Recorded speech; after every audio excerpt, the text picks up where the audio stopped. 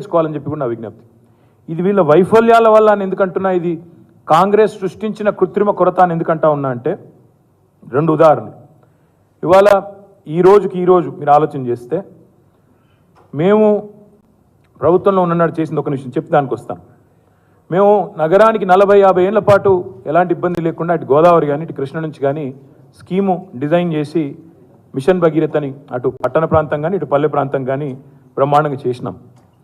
శివారు కాలనీలు మా కుత్బుల్లాపూర్లో కానీ శేర్లింగంపల్లిలో కానీ ఇవాళ శివారు కాలనీలకు కూడా గోదావరి నీళ్ళు తెచ్చాం, కృష్ణా నీళ్లు తెచ్చినాం. ఆనాడు కాంగ్రెస్ ప్రభుత్వం ఉన్నప్పుడు బోలక్పూర్లో ఎట్లా అయితే 8 మంది చనిపోయారో కలుషిత నీళ్లతో మీ అందరికీ తెలుసు. అలాంటి దిక్కుమాల పరిస్థితి రాకుండా చేసినాం 10 ఏళ్లలో. వాటర్ ట్యాంకర్లకు కూడా పని లేకుండా చేసినాం. ఇవాళ వాస్తవం ఏంటి అంటే, దయచేసి మీరు ధృవీకరించుకోండి. మీకు ప్రతి చోట కెమెరాలు ఉంటాయి, మీకు ప్రతి చోట రిపోర్టర్లు ఉంటారు, నెట్వర్క్ ఉంటుంది. ధృవీకరించుకోండి. నేను చేసిన ఆరోపణ తప్ప, నేను చెప్తున్న మాట తప్ప ఒప్ప ధృవీకరించుకోండి, ప్రజలకు చెప్పండి అని చెప్పి కూడా పాత్రికేయ మిత్రులకు నా విజ్ఞప్తి. ప్రాజెక్టులో నీళ్లు ఉన్నాయి.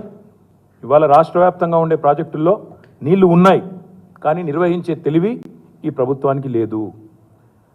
పార్టీ గేట్లు ఎత్తడం కాదు ముఖ్యమంత్రి గారు, ప్రజల కోసం చేతనైతే ఈ ప్రాజెక్టుల గేట్లు ఎత్తండి.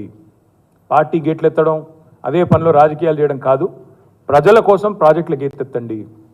ఫోన్ ట్యాపింగ్ కాదు, వాటర్ ట్యాపింగ్ మీద దృష్టి పెట్టండి. మీరు చేయాల్సిన పని చేయకుండా ఇవాళ పనికిమాలిన పనులు చేస్తూ ఉన్నారు. సాగర్లో నీళ్లున్నాయి, నాగార్జున సాగర్లో డ్రింకింగ్ వాటర్ కోసం.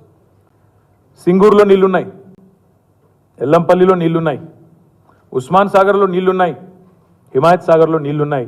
మరి రాష్ట్ర రాజధానిలో ప్రజలు ట్యాంకర్లు ఎందుకు బుక్ చేసుకోవాలండి? ఇన్ని నీళ్లు చుట్టూతా ఉండంగా ఎందుకు ప్రజలు ట్యాంకర్లు కొనాల్సిన దుస్థితి ఉంటుందో ముఖ్యమంత్రి గారు చెప్పాలా. నేను నిర్దిష్టంగా చెప్తా ఉన్నా, ఇవాళ ఎన్ని నీళ్లు ఉన్నాయో కూడా చెప్తాను మీకు. సింగూరులో ఈరోజు 18 టీఎంసీల నీళ్లున్నాయి. ఎల్లంపల్లిలో 7.73 టీఎంసీల నీళ్లున్నాయి. ఉస్మాన్ సాగర్లో 2.65 టీఎంసీల నీళ్లున్నాయి. హిమాయత్ సాగర్లో 2.16 టీఎంసీల నీళ్లున్నాయి.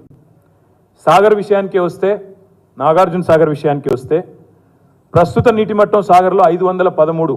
ఈరోజు 513లో ఉంటే కూడా మనం బ్రహ్మాండంగా దాదాపు 10 టీఎంసీలు డ్రింకింగ్ వాటర్ కోసం తీసుకునే సామర్థ్యం మనకుంది, అక్కడ ఉండే సిస్టమ్కి ఉంది. 513 నుంచి ఒకవేళ 510కి పడ్డా నీళ్లు తగ్గినా 9 టీఎంసీలు తీసుకోవచ్చు. అక్కడి నుంచి MDDL అంటారు, minimum drawdown level. Minimum drawdown level సాగర్లో 505. అంటే ఇంకా MDDL కంటే దాదాపు 8 పైనే ఉంది తప్ప తక్కువ లేదు. అలాంటప్పుడు మరి ఈరోజు సాగర్లోనే దాదాపు ఒక 14-15 టీఎంసీల నీళ్ళు తీసుకునే అవకాశం ఈరోజు ఉంది కృష్ణా జలాల నుంచి. నిజం చెప్పాలంటే కొన్ని సందర్భాల్లో గతంలో ప్రభుత్వాలు MDDL కంటే ఇంకా 10 కిందికి పడ్డా, 505 నుంచి 495కు పడ్డా ఎమర్జెన్సీ పంపింగ్ కూడా చేసి ప్రజల గొంతుండకుండా కాపాడిన నేపథ్యం గతంలో ప్రభుత్వాలు చేసినాయి. మేము చేసాం, ఇతరులు కూడా చేశారు. ఈ ప్రభుత్వానికి మాత్రం ఆ తెలివితేటలు కూడా లేవు. వాస్తవం ఏంది? KRMBకి ప్రాజెక్టులు అప్పచెప్పారు, నాగార్జున సాగర్ అప్పచెప్పారు. ఇవాళ అక్కడ నీళ్లు తీసుకోవాలంటే ఢిల్లీ వాడి ముందు బిచ్చం అడుక్కున్నట్టు నీళ్ల కోసం కూడా, తాగునీళ్ల కోసం కూడా అడుక్కునే దుస్థితి తెచ్చింది రేవంత్ రెడ్డి ప్రభుత్వం. వాళ్ళని బతిలాడుకోవాల్సిన పరిస్థితి వచ్చింది. సాగర్లో మేము డిజైన్ చేసాం, మేము అందరం పోయి చూసినాం. మా టీం మొత్తం పోయాం మేము సుంకిశాలకి. తలసాని గారు, వివేక్ గారు, గోపి గారు, గాంధీ గారు, మొత్తం నగర ఎమ్మెల్యేలు, డిప్యూటీ స్పీకర్ ఆనాడు పద్మారావు గారు, అందరం కలిసిపోయినాం. ఒక 4-5 ఏళ్ల కిందట సుంకిశాలలో డెడ్ స్టోరేజ్లో కూడా మనకి నీళ్లు తీసుకునే విధంగా ఒక ప్రాజెక్టును డిజైన్ చేసి, అది దాదాపు 75-80% పూర్తయింది ఆ ప్రాజెక్టు. ఈయన దృష్టి పెట్టింటే, 2-3 మంత్స్ ఈ ప్రభుత్వం దృష్టి పెట్టింటే ఈ ఎండాకాలం లోపల పూర్తయ్యేది. డెడ్ స్టోరేజ్ నుంచి కూడా నీళ్లు తీసుకునే కెపాసిటీ ఉండేది. ఆ పని కూడా చేయలేదు, పట్టించుకోలేదు. పనికిమాలిన రాజకీయాలు తప్ప ప్రజల కష్టాలు లేదు. ఇంకా దరిద్రం ఏంటంటే, కేసీఆర్ గారి మీద కక్ష. కాళేశ్వరాన్ని ఒక విఫల ప్రాజెక్టుగా చిత్రీకరించాలి. వచ్చిన మొదటి రోజు నుంచి పట్టుకున్నారు. కాళేశ్వరం కొట్టుకొని పోయింది, కాళేశ్వరం మొత్తం స్కాము, కొట్టుకపోయింది, లేనేలేదు, మేడిగడ్డ మేడిపండైంది అని చెప్పి నోటికొచ్చినట్టు మాట్లాడినారు, విష ప్రచారం చేశారు.